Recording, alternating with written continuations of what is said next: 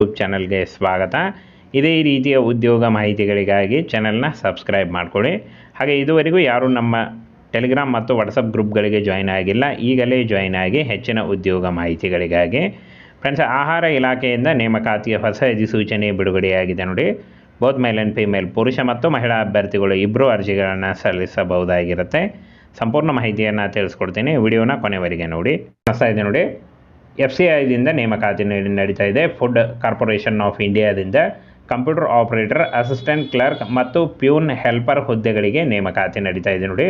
ಸಂಪೂರ್ಣವಾಗಿ ಕಾಯಂ ಉದ್ಯೋಗಗಳಾಗಿರ್ತವೆ. ಈ ಒಂದು ಹುದ್ದೆಗಳು ಕಾಯಂ ಉದ್ಯೋಗಗಳಾಗಿರ್ತವೆ. ಹಾಗೆ ಪ್ರೆಷರ್ ಕೂಡ ಅರ್ಜಿಗಳನ್ನು ಸಲ್ಲಿಸಬಹುದು. ಭಾರತೀಯ ಆಹಾರ ನಿಗಮದಿಂದ ಹೊಸ ನೇಮಕಾತಿ ಆಗಿರುತ್ತೆ. ಇನ್ನು ಆಹಾರ ಸುರಕ್ಷತಾ ಅಧಿಕಾರಿ, ಆಹಾರ ಸಹಾಯಕ, ಕಂಪ್ಯೂಟರ್ ಆಪರೇಟರ್ ಮತ್ತು ಸಹಾಯಕ, ಹಾಗೂ ಇಲ್ಲಿ ನೋಡಿ ಗುಮಾಸ್ತ ಅಂದರೆ ಕ್ಲರ್ಕ್, ಆನಂತರ ಸಹಾಯಕ, ಕಚೇರಿ ಸಹಾಯಕ ಮತ್ತು ಪ್ಯೂನ್ ನೋಡಿ, ಇಷ್ಟೊಂದು ಹುದ್ದೆಗಳಿದ್ದಾವೆ. ಈ ಒಂದು ಹುದ್ದೆಗಳನ್ನು ಆಯ್ಕೆ ಮಾಡಿಕೊಂಡು ನೀವು ಅರ್ಜಿಗಳನ್ನು ಸಲ್ಲಿಸಬಹುದು. ಒಟ್ಟು 6200 ಹುದ್ದೆಗಳಿದ್ದಾವೆ ನೋಡಿ. 6200ಕ್ಕೂ ಅಧಿಕ ಉದ್ಯೋಗಗಳಿಗೆ ನೇಮಕಾತಿ ನಡೀತಾ ಇದೆ. ಆನ್ಲೈನ್ ಮೂಲಕ ಅಫಿಷಿಯಲ್ ವೆಬ್ಸೈಟಿಗೆ ಹೋಗಿ ನೀವು ಅರ್ಜಿಗಳನ್ನು ಸಲ್ಲಿಸಬಹುದು. ಇನ್ನು ಫ್ರೆಂಡ್ಸ್, ಈ ಒಂದು ಇಲ್ಲಿ ಕಾಣಿಸ್ತಾ ಇದೆ ನೋಡಿ, ನಿಮ್ಮ ಸ್ಕ್ರೀನ್ ಮೇಲೆ ಕಾಣಿಸ್ತಾ ಇದೆ.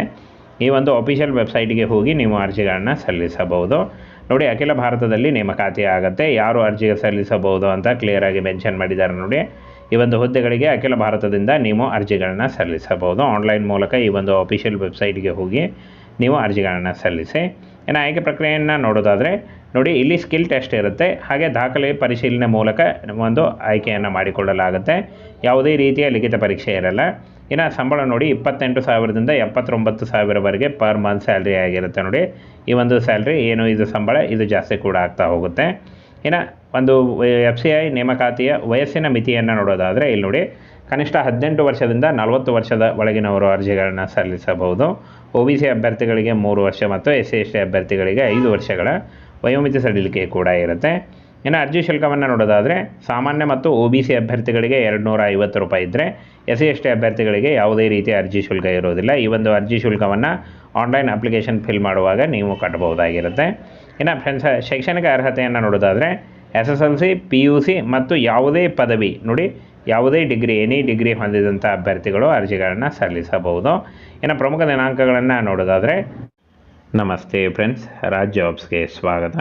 ಫ್ರೆಂಡ್ಸ್, ಇಲ್ಲಿ ಕಾಣಿಸ್ತಾ ಇದೆ ನೋಡಿ, ಉದ್ಯೋಗ ಸೌಧ ಯೂಟ್ಯೂಬ್ ಚಾನಲ್ನ ಸಬ್ಸ್ಕ್ರೈಬ್ ಮಾಡ್ಕೊಳ್ಳಿ. ಇನ್ನೂ ಹೆಚ್ಚಿನ ಉದ್ಯೋಗ ಮಾಹಿತಿಗಳಿಗಾಗಿ ಈ ಚಾನಲ್ನ ಲಿಂಕನ್ನು ವಿಡಿಯೋ ಡಿಸ್ಕ್ರಿಪ್ಷನ್ ಬಾಕ್ಸಲ್ಲಿ ಕೊಟ್ಟಿರ್ತೀನಿ, ಅಲ್ಲಿ ಹೋಗಿ ನೀವು ಸಬ್ಸ್ಕ್ರೈಬ್ ಆಗಿ. ಆನ್ಲೈನ್ ಮೂಲಕ ಅರ್ಜಿ ಸಲ್ಲಿಸಲಿಕ್ಕೆ 22/1/2024ರಿಂದ ಅರ್ಜಿ ಸಲ್ಲಿಕೆ ಶುರುವಾದರೆ 11 ಫೆಬ್ರವರಿ 2024 ಅರ್ಜಿ ಸಲ್ಲಿಸಲು ಕೊನೆಯ ದಿನಾಂಕ ಆಗಿರುತ್ತೆ ನೋಡಿ.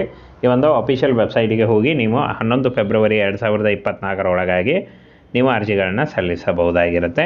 ಇನ್ನು ಫ್ರೆಂಡ್ಸ್, ಈ ಒಂದು ಹುದ್ದೆಗಳಿಗೆ ಅರ್ಜಿ ಸಲ್ಲಿಸುವಂಥ ಅಭ್ಯರ್ಥಿಗಳು ಆನ್ಲೈನ್ ಮೂಲಕ ಅರ್ಜಿ ಸಲ್ಲಿಸುವಾಗ ನಿಮ್ಮ ಆಧಾರ್ ಕಾರ್ಡ್ ಬೇಕಾಗುತ್ತೆ. ಹಾಗೆ ಲೈಟ್ ಬ್ಯಾಕ್ಗ್ರೌಂಡ್ ಇರುವಂಥ ಒಂದು ಫೋಟೋ ಬೇಕಾಗುತ್ತೆ. ಮತ್ತು ಫ್ರೆಂಡ್ಸ್, ನಿಮ್ಮ ಕಾಸ್ಟ್ ಇನ್ಕಮ್ ಸರ್ಟಿಫಿಕೇಟು ಮತ್ತು ನಿಮ್ಮ ಎಜುಕೇಷನಲ್ ಡಾಕ್ಯುಮೆಂಟ್ಸ್ ಇಷ್ಟನ್ನು ತೆಗೆದುಕೊಂಡು ನೀವು ಆನ್ಲೈನ್ ಮೂಲಕ ಅರ್ಜಿಗಳನ್ನು ಸಲ್ಲಿಸಬಹುದು.